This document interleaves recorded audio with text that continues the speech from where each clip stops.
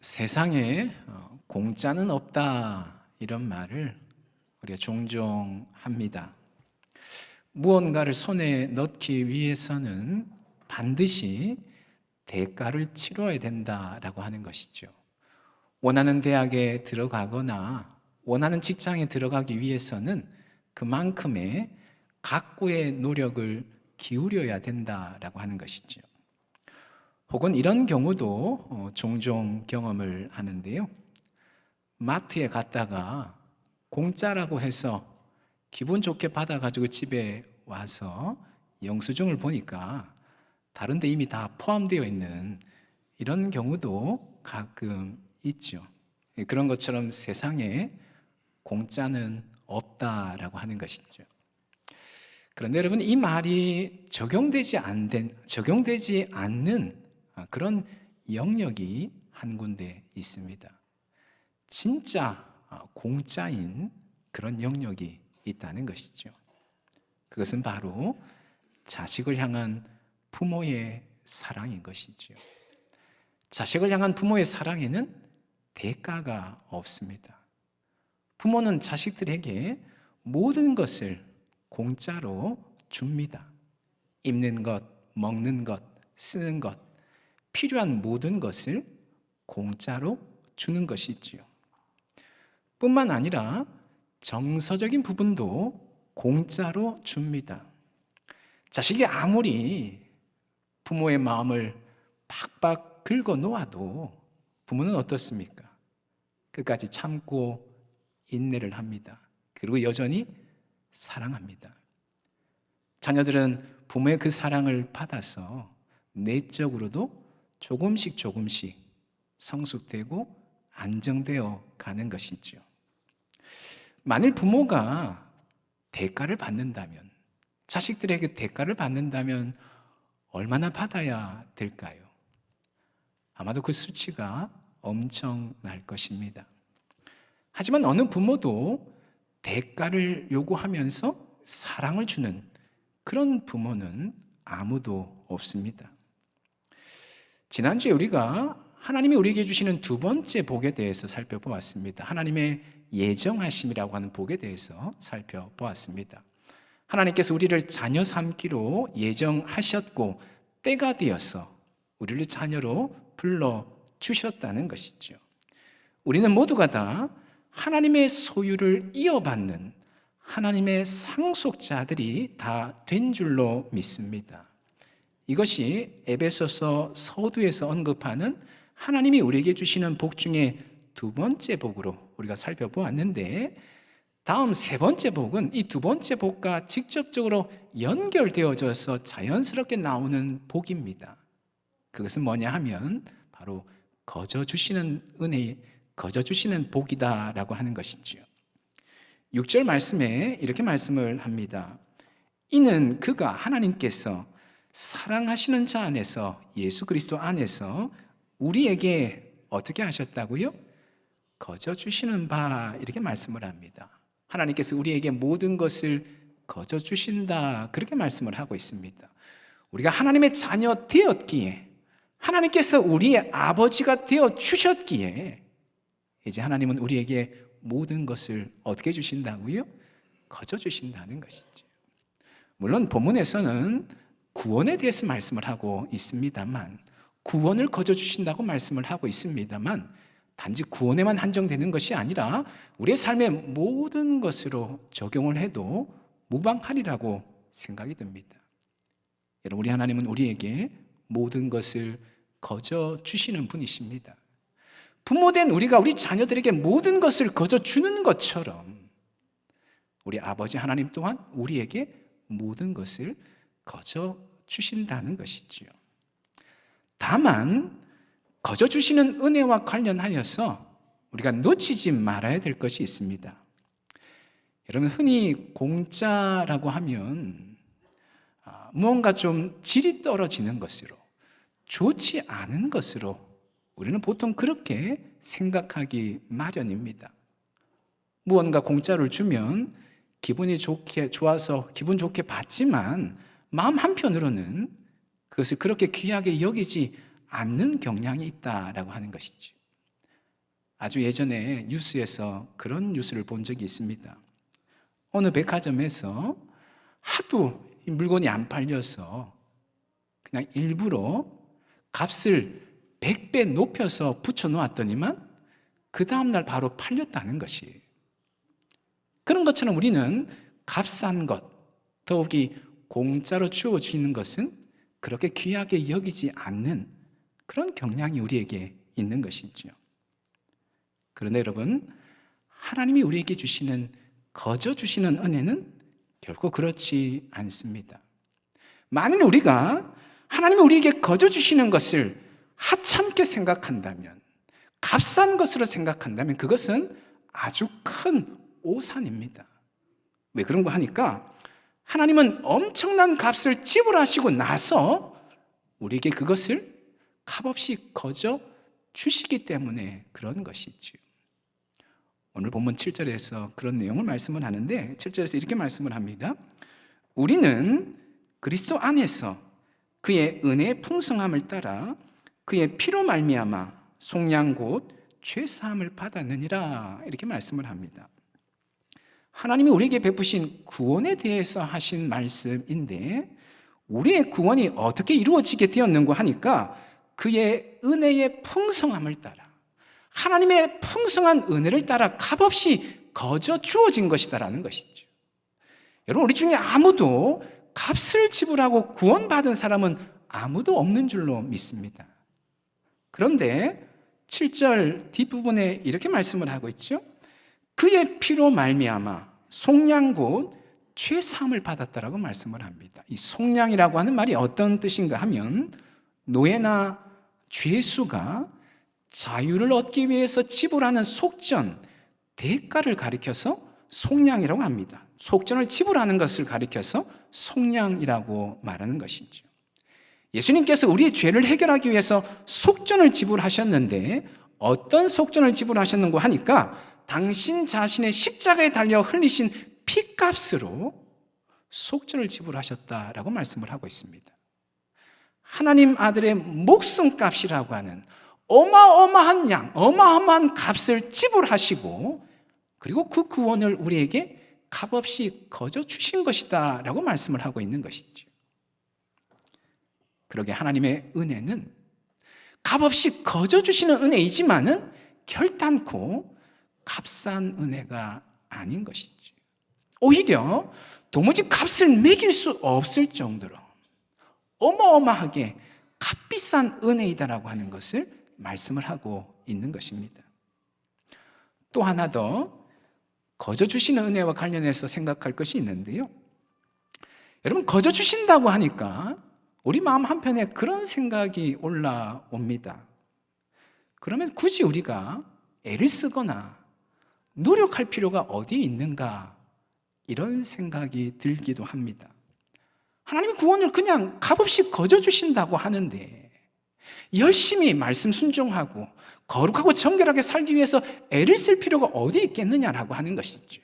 어차피 구원해 주시는데, 거저 주시는데, 그렇다면 우리는 그냥 내 마음대로, 내 하고 싶은 대로 살면 되지 않는가, 이런 질문을 할 수 있다는 것이죠. 여러분 생각은 어떠신지요? 여러분, 여기서 우리가 한 가지 기억해야 될 것이 있습니다.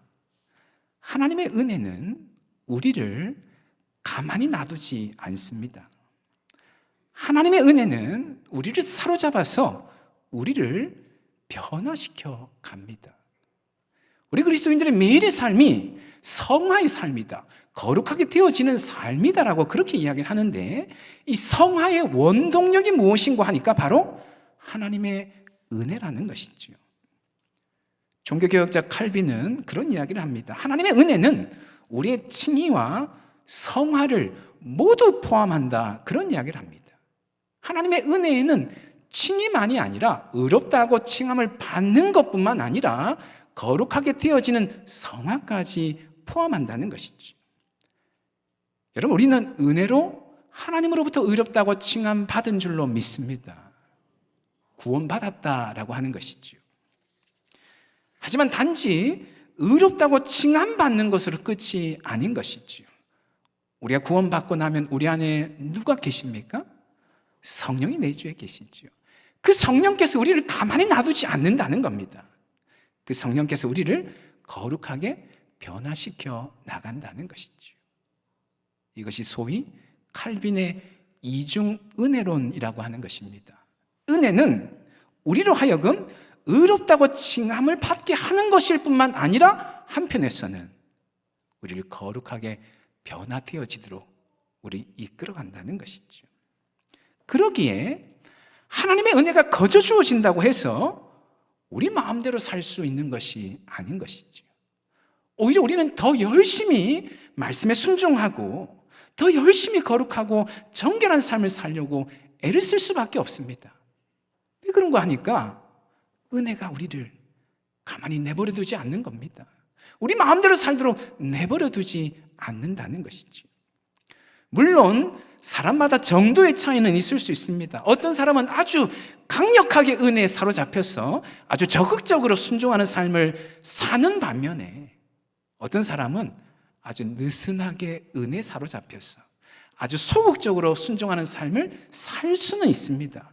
하지만 중요한 것은 은혜가 우리를 가만히 놔두지 않는다는 것이죠. 우리를 날마다 거룩하게 변화시켜 나간다는 것입니다. 결국에는 흠없는 거룩한 백성으로 마침내 서도록 우리를 빚어간다는 것이죠. 여러분, 그렇게 하나님은 우리에게 은혜를 거저 주십니다. 사실 이 은혜라고 하는 말이 거저 준다라고 하는 그런 의미 있죠. 거저 주시는 은혜라고 하는 말은 사실 동원 반복입니다. 우리 어법상 거저 주시는 은혜가 훨씬 더 우리에게 와닿아서 그렇게 표현을 하는데, 하나님 우리에게 은혜를 거저 주시되 그 은혜는 참으로 값비싼 은혜일 뿐만 아니라 우리를 거룩하게 변화시켜 나가는 은혜이다라고 하는 것이죠. 그러게 우리는 은혜 안에 머물러 있기 위해서 몸부림쳐야 됩니다. 은혜를 사모하고 은혜를 의지하며 은혜를 꼭 붙잡기 위해서 날마다 애를 써야 된다는 것이지요.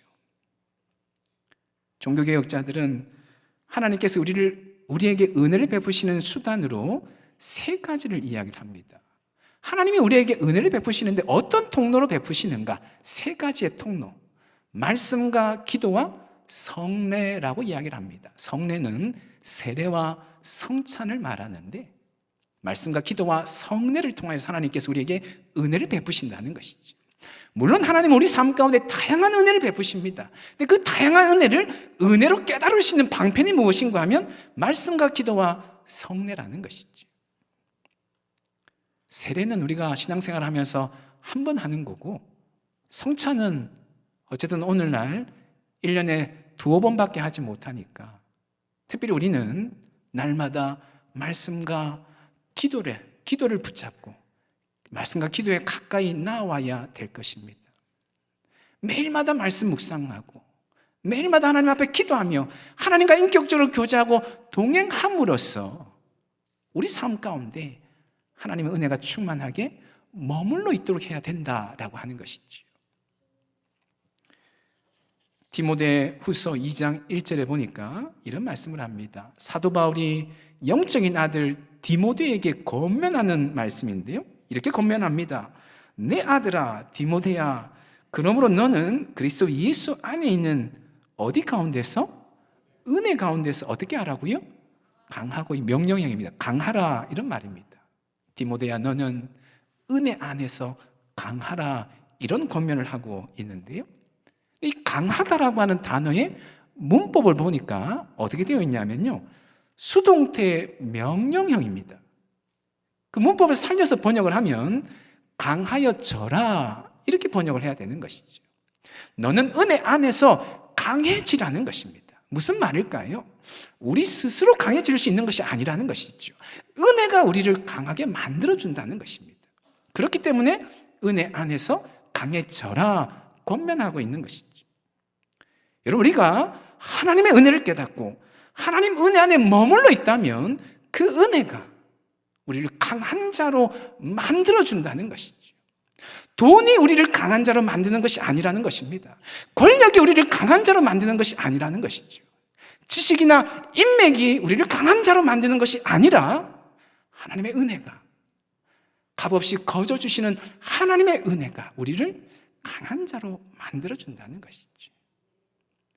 그러게 우리는 늘 은혜를 사모하며 은혜 안에 머물러 있으며 은혜에 꼭 붙어 있으려고 애를 써야 된다는 것이죠. 은혜가 없으면 나는 늘 넘어지고 늘 실패할 수밖에 없는 연약한 존재라고 하는 사실, 은혜가 나를 세상 가운데서 강한 자로 우뚝 설 수 있도록 한다라고 하는 그 사실을 기억하며 날마다 은혜를 사모하고 은혜를 구하고 은혜를 붙잡고 살아야 된다라고 하는 것이죠.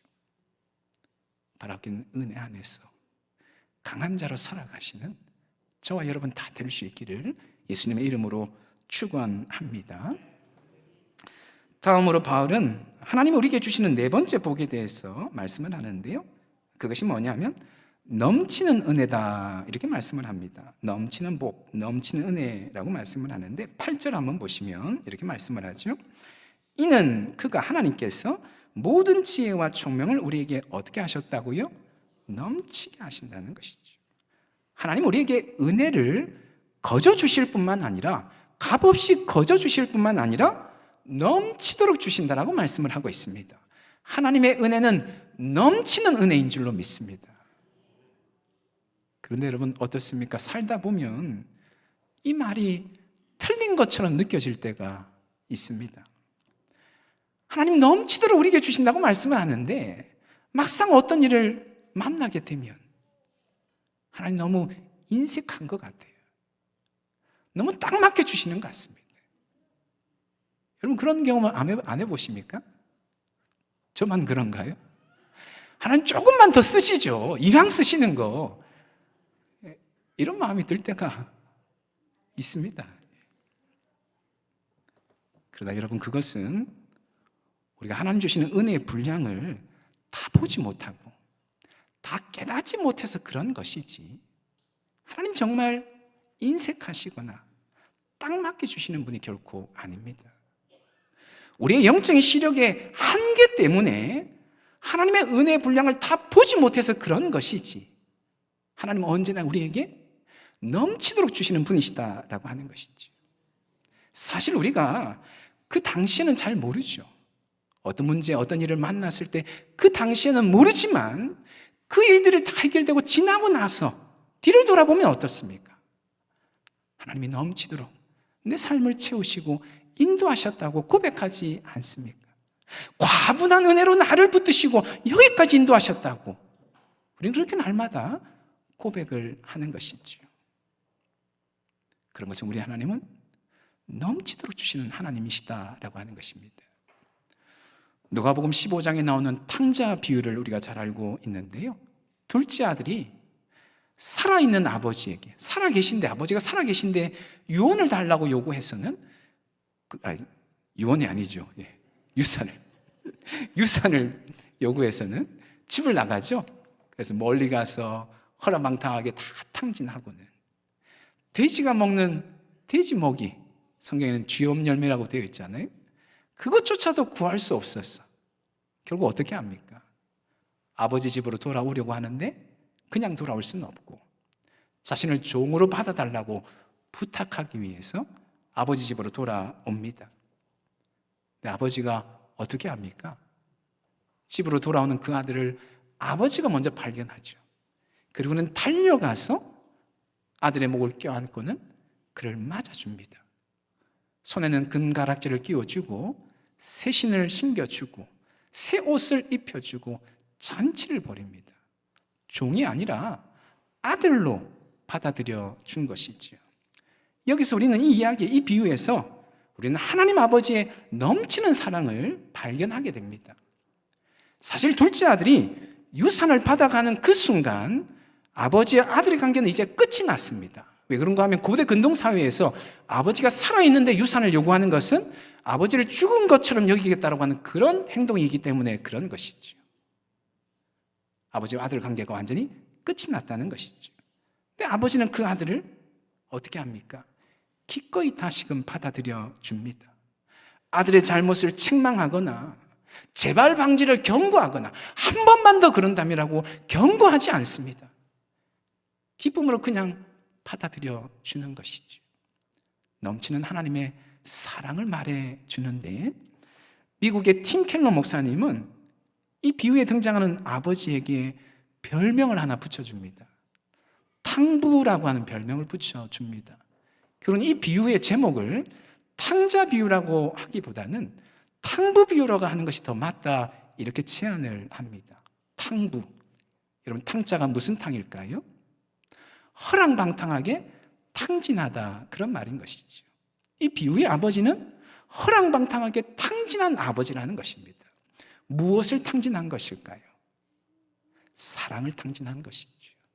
아들을 향한 그 사랑이 과도하여서 차고 넘쳤다는 것입니다. 그것을 가리켜서 허랑방탕하게 낭비한 아버지다. 팀켈러 목사님 그렇게 불렀는데 상당히 깊이 있는 통찰이라고 생각이 듭니다. 여러분, 그런 것처럼 하나님 우리에게 언제나 넘치도록 주시는 분이십니다.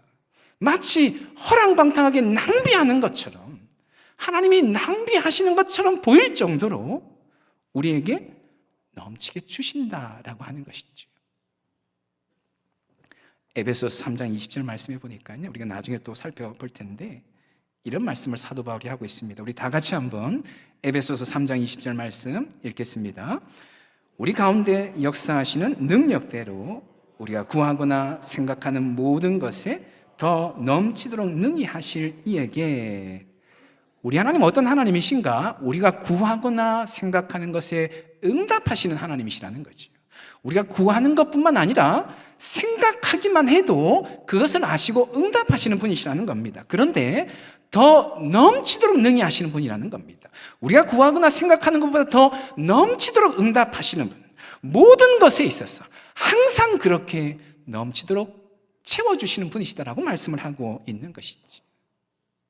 여러분, 이 말씀이 믿어지는 은혜가 있기를 예수님의 이름으로 축원합니다. 우리 하나님은 우리에게 언제나 넘치도록 주시는 분이시라고 하는 그 사실이 믿어지는 은혜가 있기를 주님의 이름으로 축원합니다. 그 넘치는 은혜 안에서 날마다 찬송하시고 감사하시고 가는 곳곳마다 그 은혜를 흘려보내며 살아가시는 저와 여러분 다 될 수 있기를 예수님의 이름으로 축원합니다. 아멘. 기도하겠습니다. 지금 말씀 붙잡고 함께 기도하기를 원하는데요, 오늘 두 가지 말씀을 함께 살펴보았습니다. 하나님께서 우리에게 은혜를 주시되 거저 주신다고 말씀을 하고 있고, 그 거저 주시는 은혜는 결코 값싼 은혜가 아니라 도무지 값으로 매길 수 없을 정도로 엄청나게 값비싼 은혜이다라고 하는 것. 거저 주시는 은혜는 우리를 그냥 내버려 두지 아니하고 우리를 사로잡아서 거룩하게 변화시켜 나가서 마침내 예수님을 온전히 닮도록 이끌어가는 그런 은혜라고 말씀을 나누었습니다. 하나님, 그러기에 우리가 날마다 은혜를 사모하며 은혜 안에 거하고자, 은혜를 꼭 붙잡고 살아가고자 애를 쓰는 우리가 되게 하여 주시옵소서. 그 은혜 안에서 진정 강한 자의 삶을 맛보고 누리며 살아갈 수 있도록 하나님 인도하여 주시옵소서. 기도하기를 원하고요, 하나님 우리에게 은혜를 거저 주실 뿐만 아니라 넘치도록 주신다고 말씀을 하고 있는데, 우리가 구하거나 생각하는 모든 것에 더 넘치도록 능히 하시는 하나님, 그 하나님에 대한 믿음이 우리 안에 굳건하게 있게 하여 주시고, 그 믿음 가운데 이번 한 주간에도 넉넉한 삶을 살아갈 수 있도록 하나님 인도하여 주시옵소서. 우리 지금 말씀 붙잡고 함께 기도하며 나가기를 원합니다. 기도하시겠습니다. 거룩하신 하나님 아버지, 오늘도 주의 말씀을 붙드시고 인도하여 주시니 참으로 감사를 드립니다. 하나님, 거저 주시는 은혜 앞에서 무엇보다 그 은혜는 값싼 은혜가 아니라 도무지 값으로 매길 수 없을 정도로 참으로 값비싼 은혜이고, 거저 주시는 은혜는 우리를 그냥 내버려 두지 아니하고 우리를 사로잡아서 거룩하게 변화시켜 나가는 그런 은혜인데, 주님 날마다 이 은혜를 사모하며 은혜 안에 거하며 은혜를 꼭 붙잡고 살아가고자 애를 쓰는 우리가 되어줄 수 있도록 하나님 역사하여 주시옵소서. 은혜가 우리를 진정 강한 자로 만들어준다고 말씀을 하고 있는데, 주님 은혜 안에 거함으로 말미암아 진정 강한 자로 살아갈 수 있도록 하나님 역사하여 주시옵소서. 하나님, 은혜를 거저 주실 뿐만 아니라 넘치도록 주시는 하나님 아버지, 우리가 구하거나 생각하거나 모든 것에 더 넘치도록 능히 하시는 하나님, 온전히 믿음으로 바라보게 하여 주시옵시고, 이번 한 주간 담대히 살아갈 수 있는 우리 모두가 되어 주시도록 하나님 역사하여 주시옵소서. 하나님 아버지, 주님 붙드시고 함께 주시옵소서.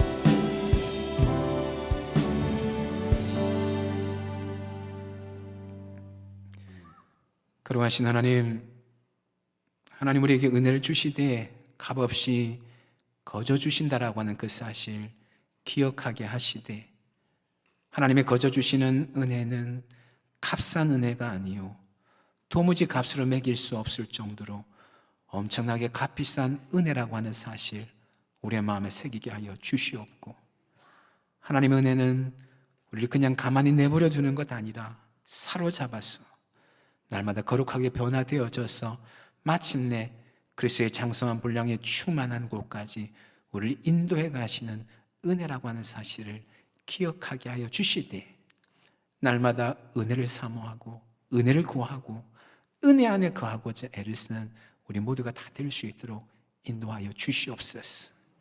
하나님의 은혜가 우리를 강한 자로 만드는 줄로 믿습니다. 이 놀라운 신비를 경험하며 살아가는 우리 모두가 다 되게 하여 주시옵소서. 하나님 은혜를 거저 주실 뿐만 아니라 넘치도록 주신다고 말씀을 하는데, 우리가 구하거나 생각하는 모든 것에 더 넘치도록 능히 하시는 하나님, 이번 한 주간에도 믿음으로 그 하나님 온전히 바라보게 하시고 우리의 전 삶을 하나님 앞에 내어 맡기게 하여 주시고, 하나님 허락하시는 그 풍성한 은혜를 덧입고 그 은혜를 흘려보내며 살아가는 우리 모두가 다 되게 하여 주시옵소서. 그렇게 하신 하나님께 모든 것 맡겨드리며 예수님의 이름으로 기도합니다. 아멘.